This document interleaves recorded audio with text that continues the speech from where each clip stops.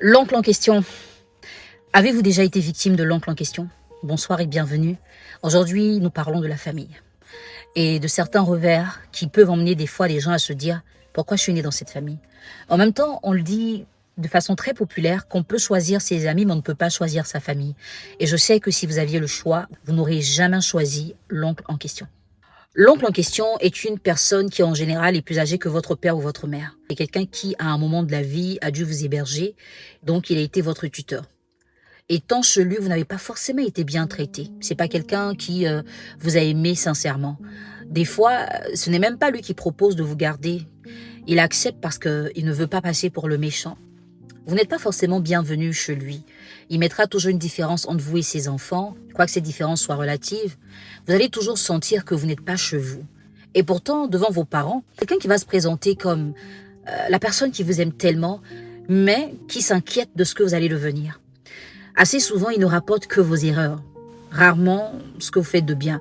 Malheureusement, si vous avez des parents qui n'écoutent pas forcément les enfants, on ne vous demandera jamais ce qui s'est passé, on va juste vous gronder en vous rappelant que c'est un service qu'il vous rend de vous garder et que si vous ne vous tenez pas à carreau, vous allez retourner là où ce sera très difficile et tout. Finalement, vous n'avez jamais d'explication à donner. Vous avez toujours tort. Et vous grandissez dans cette atmosphère jusqu'à ce que vous atteigniez l'âge de travailler. Quand vous commencez à travailler, cet oncle s'assoit bien dans son fauteuil et il veut se faire rembourser, sauf qu'il ne le dira pas ouvertement. C'est quelqu'un qui va rappeler implicitement que c'est grâce à lui que vous êtes là. C'est quelqu'un qui ne va pas se déranger pour vous ramener tous ses problèmes, même quand il a des enfants qui travaillent. Pour lui, le fait de vous avoir hébergé, ça vaut quelque chose. Et ce quelque chose, c'est de l'argent parce que maintenant vous travaillez tout simplement. Même quand il sait que vous ne gagnez pas beaucoup d'argent, le plus important, c'est que le peu que vous gagnez puisse lui servir à quelque chose. C'est quelqu'un qui va être très capricieux. Vous êtes des fois obligé de lui venir en aide au détriment de vos parents. C'est quelqu'un qui va toujours agir de sorte à ce que la menace plane sur votre tête. C'est quelqu'un qui se fâche pour oui ou pour non. En réalité, il ne dira pas « je te maudis », mais son attitude précède la malédiction. Et comme tout le monde a peur qu'il vous arrive malheur, on vous dira « c'est ton oncle, c'est celui que tu as été ». Tu vas faire comment? Et finalement, ça devient un supplice, ça devient un calvaire. Vous êtes stressé, vous avez peur, mais vous n'avez pas forcément le choix. Vos parents sont même obligés de s'oublier pour le mettre en évidence, parce qu'ils ont peur qu'on les traite d'ingrats. L'oncle en question pourrait agir différemment. Certaines fois, vous n'avez pas vécu chez lui en tant que tel, mais c'est l'aîné de vos parents et quand on doit vous doter, c'est lui qui doit recevoir cette dot-là. Des fois, quand il regarde et qu'il voit que ses filles n'ont pas encore eu cette chance, il va s'opposer à votre dot sans le dire ouvertement. C'est celui-là qui va demander des choses exagérées, façon pour lui de repousser le fiancé. C'est celui-là qui va se rendre malade chaque fois qu'on a fixé la date du mariage. Oui, je dis bien qu'il va se rendre malade, parce que des fois, il se porte très bien jusqu'à ce que la date du mariage approche.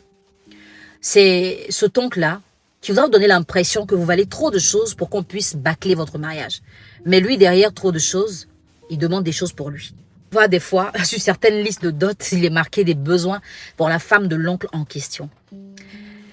Le problème, c'est qu'il refuse même la négociation. Il veut donner l'impression que vous êtes une personne trop spéciale. On ne peut pas vous marier aussi facilement. Alors que la personne qui vient vous demander en mariage est dotée de bonnes intentions, mais ce n'est pas un milliardaire. À force de reporter, à force de compliquer, vous allez voir que le fiancé va disparaître. Parce qu'il est épuisé. C'est quelqu'un même qu'on va ridiculiser. Quand il viendra négocier, on va lui dire « écoute, tu n'as pas d'argent, il faut aller chercher l'argent ». L'oncle en question devient une plaie pour la famille, une véritable douleur. Mais le problème, c'est que personne ne peut lui parler en face. C'est le plus âgé des fois, c'est le patriarche, et certaines fois, c'est le plus compliqué. C'est quelqu'un qui peut se fâcher le 1er janvier et se réconcilier avec vous le 31 décembre. Il peut faire 1 an de colère. Et c'est quelqu'un qui est trop difficile à vivre en fait. Pour certains, ils n'ont pas vécu chez cet oncle en question, mais il est arrivé à un moment où il devait passer un concours. Il fallait les aider. Financièrement, l'oncle a sorti l'argent. Quand ils sont admis, ils finissent par faire la formation et qu'ils commencent à travailler. Dès qu'ils ont leur rappel, l'oncle va ramener tous ses enfants, les derniers, il va tous les ramener dans la maison du nouveau fonctionnaire. Il ne tient pas compte du fait que, il n'y a pas longtemps que tu as commencé à travailler, c'est pas son problème. Il veut te rappeler que tu lui es redevable. Il ramènera ses petits-enfants. Parce qu'en général, ce temps très difficile n'a pas le temps d'éduquer ses enfants. Il peut avoir des filles adolescentes ou un peu jeunes, mais qui ont fait des enfants en chemin. Et lui, en tant que grand-père, il estime qu'il a financé un neveu, une nièce, c'est à eux de prendre la relève. Il va se décharger sur toi. Et le pire, c'est que tu ne peux pas dire non. Parce que dans chaque attitude, Il y a le sous-entendu de « c'est moi qui ai fait de toi ce que tu es aujourd'hui ». Comment des gens peuvent économiser de l'argent quand ils sortent à peine d'une formation ou qui commencent à avoir un salaire et qui sont saturés de parents dans leur maison? Ils doivent payer le loyer, les factures, la nourriture, sans compter que ces gens-là malades n'iront jamais voir leurs parents. Ce sera toujours à vous de le faire. L'oncle en question est en mission dans ta vie pour t'empêcher d'évoluer. Parce que c'est des fois le seul fonctionnaire ou le seul cadre de la famille. Jusque-là, toi, tu viens le seconder. Il n'a pas intérêt à ce qu'on parle aussi de toi. Il faut qu'il t'éteinde, mais de façon très subtile. C'est quelqu'un qui va te générer plein de dépenses. Et tu as une pression morale. Tu as un chantage émotionnel qui fait que tu ne peux pas ne pas réagir. Des fois, les gens te diront, mais laisse-le, mais tu ne peux pas le laisser. Toi seul, tu sais ce que ça va être. Si tu lui dis non, tonton, je ne peux pas. Toi seul, tu sais ce que ça va être. Pour éviter des fois de te mettre cette colère-là à dos, tu es obligé d'agir, de réagir au-delà de tes capacités. J'aimerais te dire aujourd'hui à travers cette vidéo, ce que tu fais de ton cœur et d'un cœur saint est toujours béni par Dieu. Et Dieu connaît les personnes de mauvaises intentions.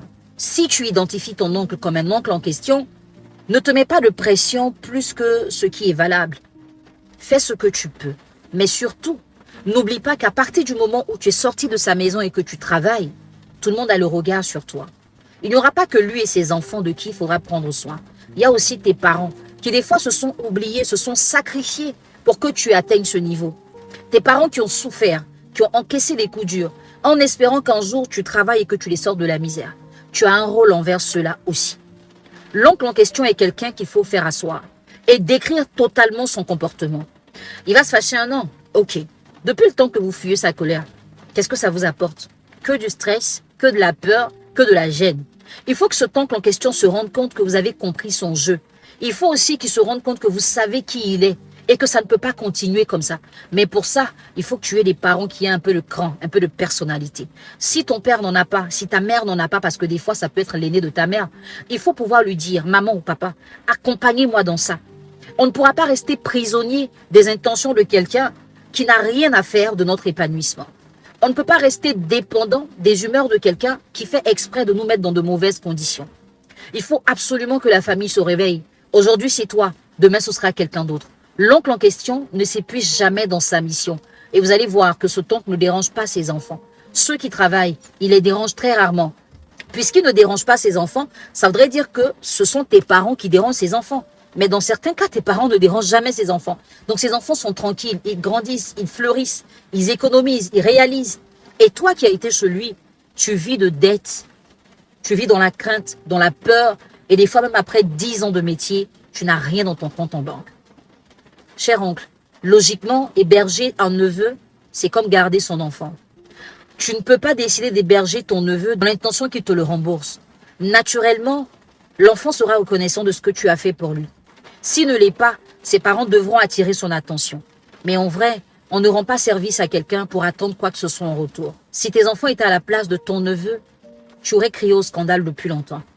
Si tu sais que tu n'es pas sincère, tu sais que tu es doté de mauvaises intentions vis-à-vis de l'enfant de ton frère ou de ta sœur, que cette vidéo te touche sincèrement, réponds-toi sincèrement, excuse-toi, change d'attitude et tu verras que ce neveu que tu as peur de perdre financièrement et matériellement fera ton bonheur sans pression et de tout son cœur. J'espère que cette vidéo pourra aider certaines familles. Partagez-la. N'oubliez pas de vous abonner à cette chaîne pour ne pas rater les prochaines vidéos. Et très bientôt, on se lance dans une dimension extraordinaire. The Speech. Un autre level.